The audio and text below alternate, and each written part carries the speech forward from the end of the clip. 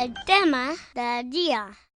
Cuando me bauticé en 1990, recuerdo ver más de un libro de Mormón con una foto de alguna familia y con su testimonio.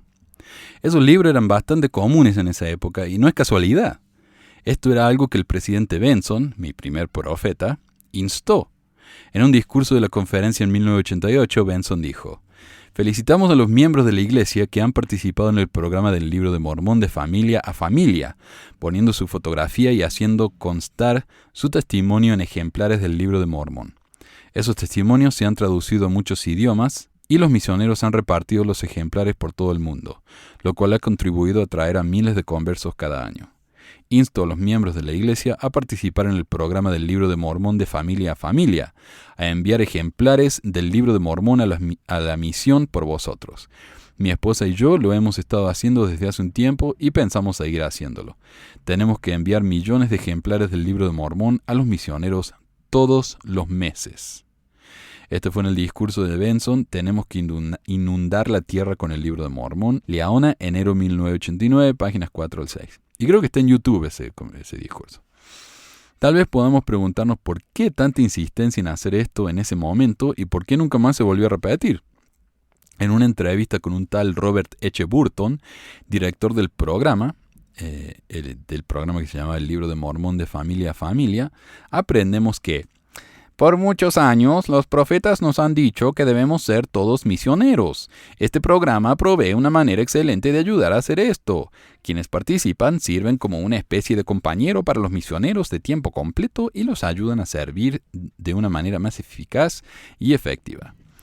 Nuestras metas son, primero, aumentar el testimonio de los miembros y segundo, convertir a no miembros por medio de estos testimonios y por medio del Libro de Mormón.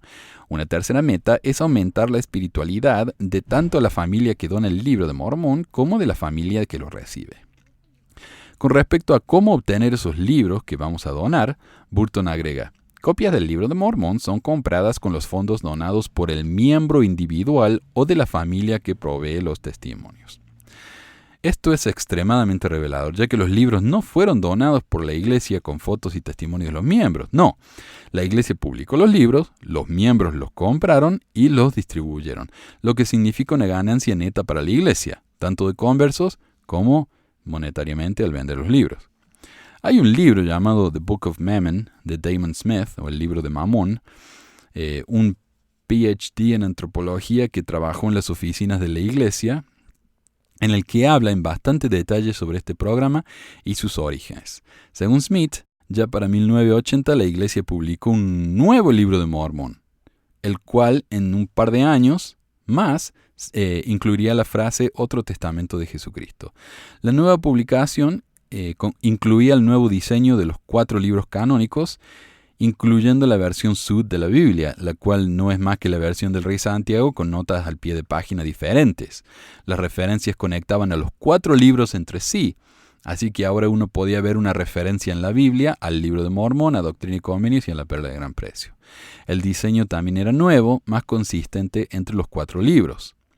Si yo me compro una Biblia mormona y me compro un Libro de Mormón y me compro la Doctrina y Convenio y me compro la Perla de Gran Precio, el diseño es exactamente el mismo. El título de las tapas, los capítulos, el formato del texto y todo eso del contenido del libro y todo eso, ¿no? Era lo mismo. También se podían comprar los 4 libros en una versión que incluía los 4, llamados Quad.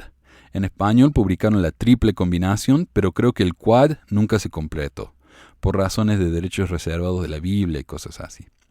La Iglesia en esa época ya tenía 2 imprentas independientes entre sí: el centro de distribución, donde uno puede comprar su ropa interior mágica, los manuales de la Iglesia y las escrituras en su impresión más básica y barata, y el Deseret Book, una librería con fines de lucro que publicaba la versión más cara, con tapa de cuero, bordes dorados y todo eso, ¿no? La diferencia entre ambas es que el Deseret Book debía vender la versión barata junto con la cara, pero el centro de distribución no debía ofrecer la versión cara, solo la barata. Hoy los centros de distribución en los Estados Unidos están dentro de los Deseret Books, así que prácticamente son la misma cosa. Pero en esa época los directores del centro de distribución se quejaron de que la versión barata no se estaba vendiendo. porque el Deseret Book los estaba prácticamente escondiendo en sus tiendas porque eran tan baratos que no les daba ninguna ganancia, a la vez que las versiones finas tampoco se estaban vendiendo porque eran demasiado caras. Hoy en el Deseret Book se pueden comprar versiones de Querina, empezando por los $40, hasta quads con tapa de cuero real de casi $100. Por alguna razón no pueden encontrar los quads económicos, como los llaman, incluso en el centro de distribución. Hoy casi todo el mundo tiene su quad fino, pero en esa época era una novedad y se veía como algo innecesario, lo que causó un problema, porque los depósitos se les estaban llenando de libros sin vender. Además, como Deseret Book escondía los quad baratos y no los incluía en sus propagandas y catálogos, nadie sabía que existían y por eso no los estaban comprando. La iglesia entre 1980 y 1984 vendió aproximadamente 1 millón de libros de Mormon por año, lo cual no era muy impresionante y no estaba siendo lo suficientemente rentable. Para solucionar esto, se decidió hacer una propaganda directamente desde el púlpito de la conferencia general, de la boca del mismísimo generalísimo de la iglesia, Ezra Taft Benson, el profeta, vidente y revelador cazacomunistas de esos años. En discursos como el que cité al comienzo de este segmento, Benson dijo que había que inundar el mundo con el libro. Es en esta época que comenzó el énfasis de leer el libro como familia, algo que los miembros nunca antes habían escuchado y de lo cual se sentían dudosos. Mis hijos tienen solo 6, 5 y 2 años, se dice que se quejó una madre. Voy a estar desperdiciando mi tiempo y mi paciencia. O sea, sí, yo no sé, en esa época yo me acuerdo que ya cuando me bauticé yo se decía hay que leer el libro como familia, hay que juntos a la mañana o a la noche, los chicos tienen que leer, tomar turnos, pero aparentemente antes eso no se hacía. Cada uno tenía que leer el libro en su propio tiempo. Pero quejas como la de esta madre fueron respondidas con cientos de cartas de miembros que vieron un gran cambio en sus vidas al compartir las escrituras con sus hijos, por más pequeños que fueran. Al menos eso reportaron ellos mismos, ¿no? La iglesia. El año después de los discursos de Benson, las ventas del libro se triplicaron. El problema en el que se vio la iglesia después de este enorme salto es que habían proporcionado una cierta cantidad de ventas, la cual no se cumplió. Ellos pensaron que la curva iba a seguir subiendo y subiendo, pero no. Así que los galpones otra vez estaban llenando de libros sin vender. La solución fue otro discurso desde el púlpito y un nuevo programa de la iglesia llamado El Libro de Mormón de familia a familia, en el que un miembro o una familia en la iglesia compraban libros o cajas de libros, ponían una foto en la primera página junto con su testimonio y se lo daban a sus amigos y familiares fuera de la iglesia o se lo enviaban a misioneros en todo el mundo para que ellos lo compartieran con sus investigadores. En la conferencia de 1988, Benson dio un discurso en el cual advirtió que tenemos que inundar la tierra con el Libro de Mormón y librarnos de la condenación de Dios, de haberlo tratado ligeramente. Así que participar en el programa ya no era una sugerencia, era un mandato divino que de no cumplirse podría causar nuestra condenación. Y considerando que los mormones solo reservan a las tinieblas de afuera para los pecados más graves, esta no era una amenaza ligera. Y como la voz del profeta había hablado desde el púlpito, los miembros bajaron la cabeza y dijeron sí. Para 1990 se estaba vendiendo 6.5 millones de libros anuales, un récord en la historia del centro de distribución y de la iglesia. Los miembros no solo habían aprendido de la nueva versión barata del Libro de Mormón, sino que lo estaban comprando hasta que no quedaron más.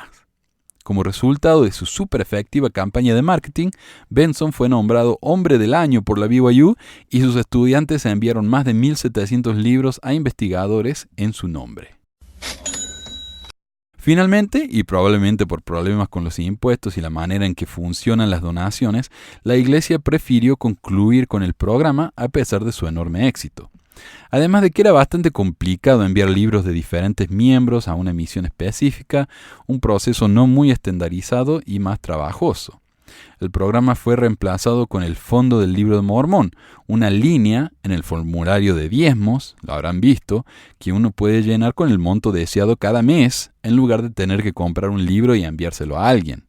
El nuevo sistema es infinitamente superior para la Iglesia, ya que recibe dinero de los miembros para publicar estos libros para ser enviados directamente a las diferentes misiones, lo cual es muchísimo más barato que tener que distribuirlos, pagarle a alguien para que los ponga en una repisa, contratar a alguien para que se asegure de que el empleado que pone los libros en la repisa lo haya hecho bien y todo eso, ¿no? Además, si la Iglesia recibe más dinero del que necesita para publicar sus libros, puede usar el resto del dinero para abrir una nueva fuente de aguas danzantes en el City Creek, porque después de todo, el mismo formulario aclara que la Iglesia se guarda el derecho de usar esa donación como mejor le parezca. Buscando información sobre el tema, encontré un hilo en Reddit en el que alguien hizo este comentario. Mis abuelos pegaron fotos y testimonios en cientos de libros de familia a familia en los 80 y a comienzos de los 90 y no pude dejar de pensar en ellos cuando fui a la misión. Encontré cajas de estos libros escondidos en los closets de la oficina de la misión en París entre 1998 y 2000. Esos libros deben haber estado pudriéndose ahí por años, ignorados, excepto por las familias ilusas que se sacrificaron para enviarlos en primer lugar. A lo que alguien respondió, ¿qué? Mi familia tomó trabajos extras como familia para poder pagar por esos libros y sacrificaron otras cosas para dar de su tiempo y dinero. Esto fue una enorme inspiración para mí al servir mi misión. ¿Por qué esto no es más conocido? Y la verdad, ¿por qué no sabemos más de la verdadera historia detrás del programa Familia a Familia y del fondo para el libro de Mormón en nuestra boleta del diezmo?